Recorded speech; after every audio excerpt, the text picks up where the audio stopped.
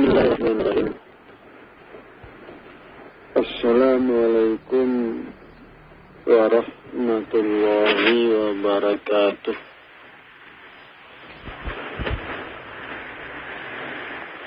Alhamdulillah. Alhamdulillahi rabbil alamin. Wassalatu wassalamu ala asyrafil anbiya'i wal mursalin Sayyidana Muhammadan wa ala alihi wa ashabihi Rasulullah ajma'in, amma ba'du. Puji syukur kita berikan kepada Allah Tuhan semesta alam yang maha besar dan maha agung. Salam hormat kita berikan pula kepada Muhammad Rasulullah Sallallahu Alaihi Wasallam, Rasul terakhir dan penutup para nabi.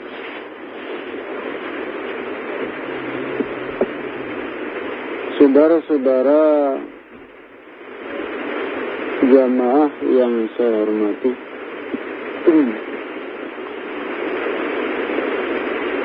saudara,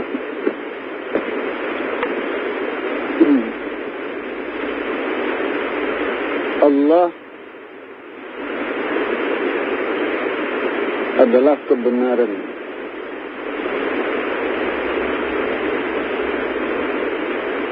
Kebenaran dari sebuah proses yang terjadi pada tanah, pada zat,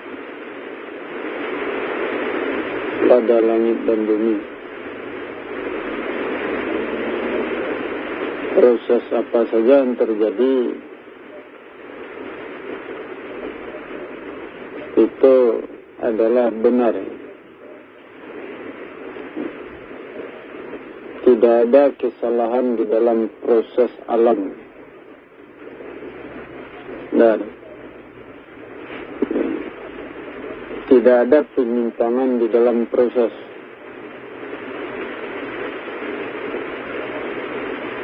Karena proses itu dibangun dengan hukum sewajibat. Dan tentu saja proses itu terikat dengan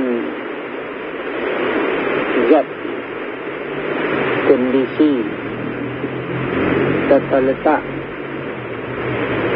ya, tanah, benda-benda, gunung, bukit, semuanya proses terikat dengan itu.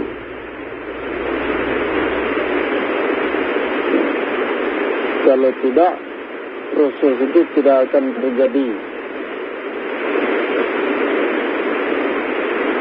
Jadi yang menyebabkan proses itu terjadi, ya, itu hubungan antara benda-benda,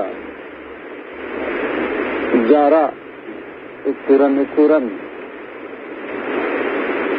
dan bentuk. Macam-macam, ya, seluas langit dan bumi. Hubungan itulah yang mendorong terjadinya proses. Sehingga proses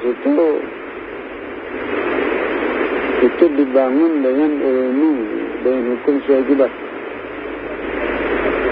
bukan dikehendaki. Ya, bukan dikehendaki oleh Tuhan. Kalau Tuhan berkehendak tentu keluar dari hukum sewajibat, keluar dari aturan, ketentuan, ya, dan itu bisa merusak kehidupan langit dan bumi. Padahal proses itu terjadi berdasarkan hukum, berdasarkan ilmu. Nah itu ya. Contohnya saja kalau kita kelelahan, tentu kita istirahat ya. Mungkin saja kita tertidur. Itu hukum sebab akibat, bukan kehendak Tuhan. Ya. Seperti hari hujan, tanah menjadi basah, tanaman pun menjadi subur. Jadi tanaman disuburkan oleh air, bukan disuburkan oleh kehendak Tuhan. Nah, kalau air tidak ada, tanah kering, mungkinkah tanaman bisa disuburkan tanpa air? Apakah kehendak itu ada? Ya tentu saja tidak ada kehendak itu. Jadi Allah berkehendak berdasarkan hukum, berdasarkan ilmu. Perbuatan Allah perbuatan hukum, bukan perbuatan kesewenangan. Ya. Bukan perbuatan yang seenaknya, bebas, tetapi perbuatan yang terikat hukum. Jadi apa saja yang terjadi, proses apa saja yang terjadi, proses itu dibangun, ditegakkan dengan hukum sebab akibat.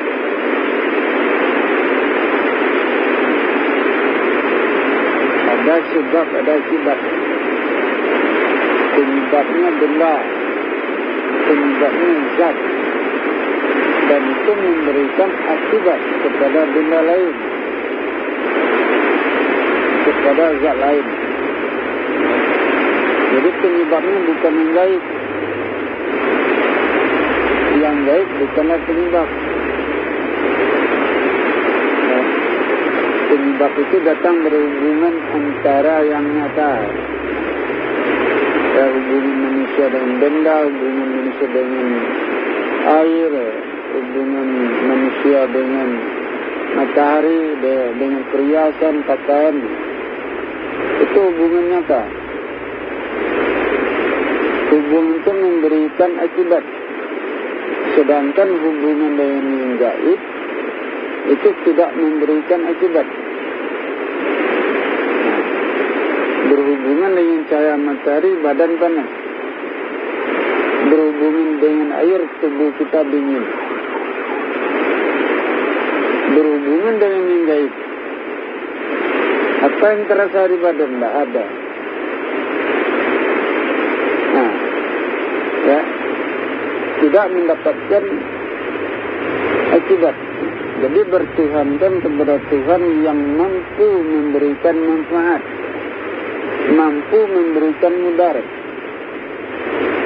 Dari mana datangnya manfaat? Dari mana datangnya mudarat? Tentu manfaat dan kerugian itu dan kerusakan itu datang dari hubungan manusia dengan benda-benda, dengan makhluk, dengan lingkungan. Segala sesuatu yang ada di langit dan di bumi. Ya, dari situ kita mengambil manfaat dan mendapatkan kerugian atau kerusakan dan mudarat.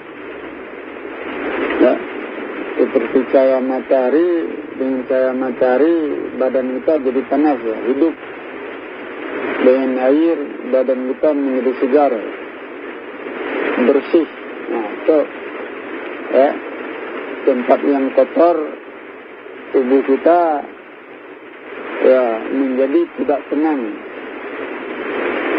ya, dari hubungan dengan yang salah itu melukai diri, merusak dirinya.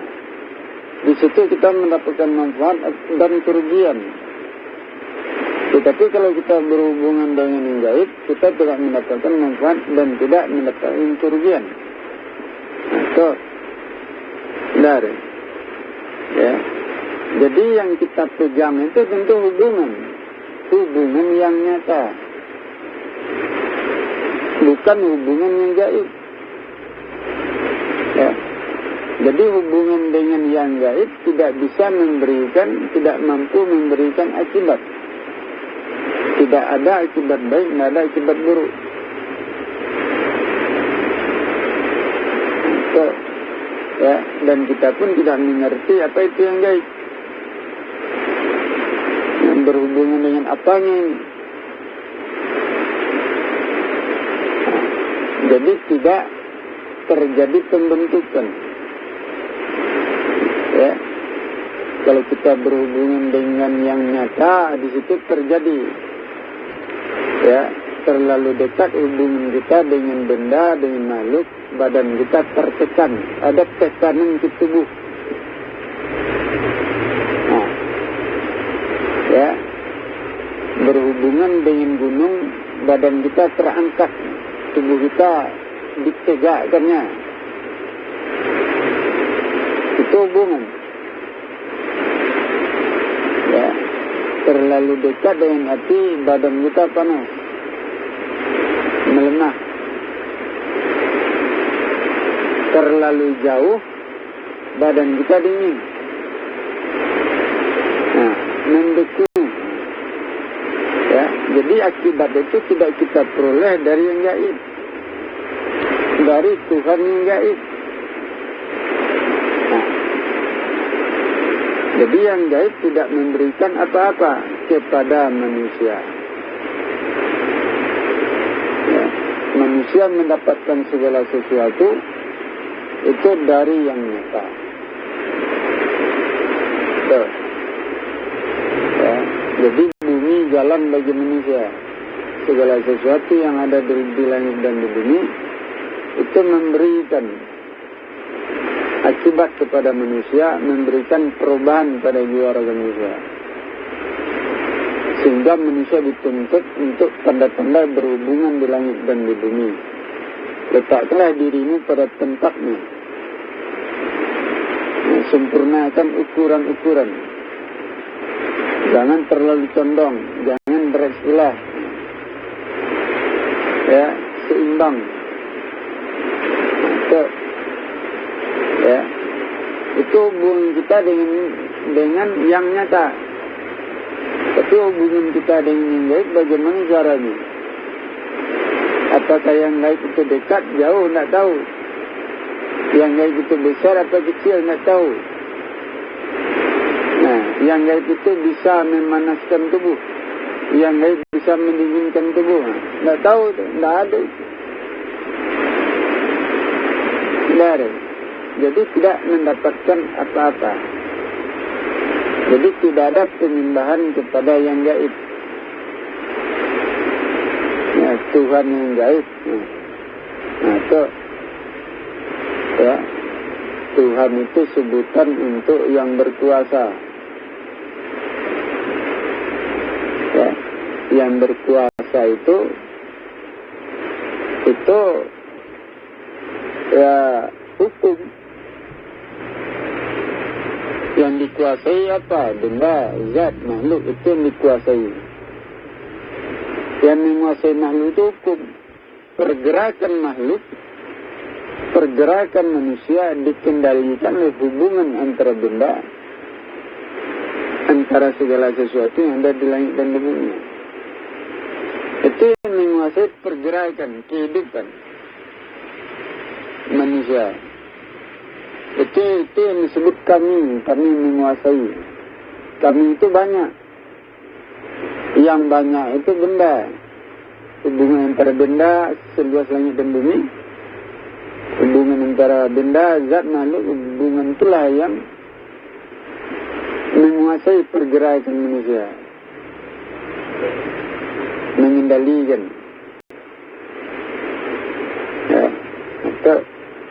itu yang disebut yang menguasai, atau dikatakan Tuhan yang menguasai.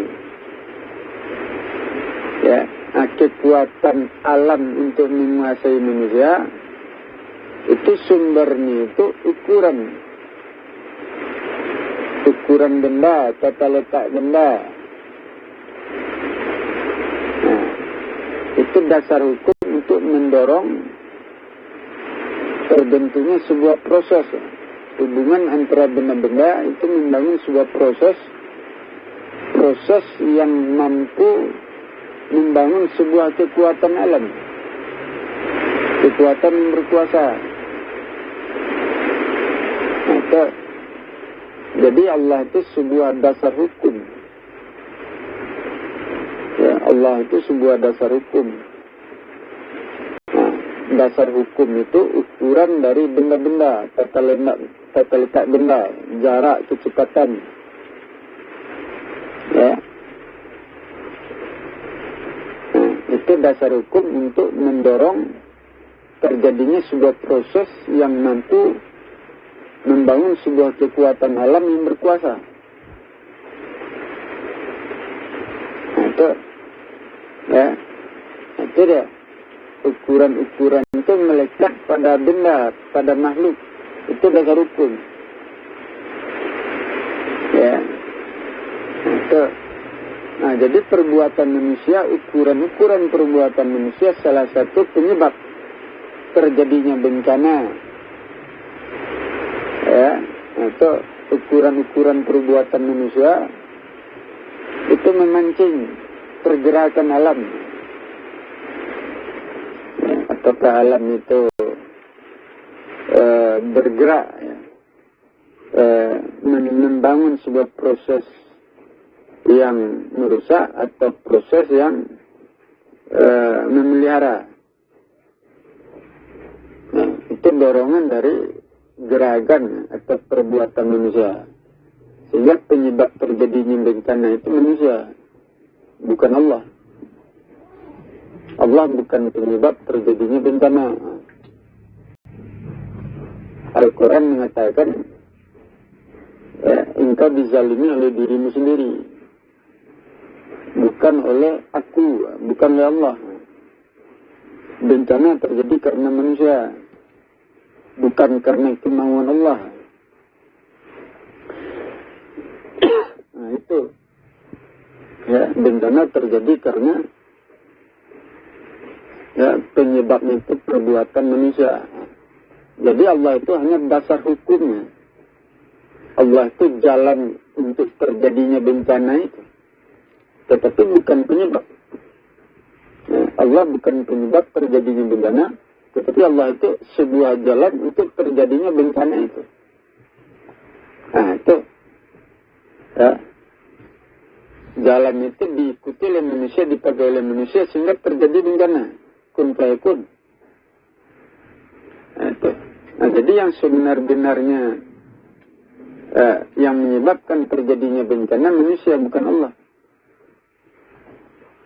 Ya, sehingga Al-Quran mengatakan penyebab terjadinya bencana manusia, penyebab turunnya rahmat juga manusia. Nah, dikembalikan urusan itu kepada manusia. Itu, ya, Allah itu jalannya, ilmunya yang dipegang oleh manusia.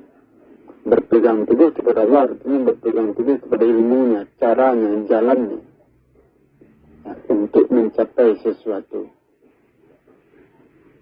Nah, itu, ya, itu deh. Nah, jadi Allah itu dalam bentuk jalan ilmu. Nah, tubuh fisiknya tidak ada. Nah, tubuhnya berbentuk zat, berbentuk nur, tidak ada. Ya, Allah itu tubuhnya tiada. Nah, Allah itu dalam bentuk ilmu, jalan dari zat, jalan dari manusia, benda. Nah, jalan yang diikuti oleh manusia, nah itu Allah itu. Berpegang teguh kepada Allah artinya berpegang teguh kepada jalannya. Nah, jadi itulah yang harus kita perhatikan, bahwa proses itu datang dari dibangun oleh hukum akibat. Jadi demikian kita perhatikan. Saya akhiri. Assalamualaikum warahmatullahi wabarakatuh.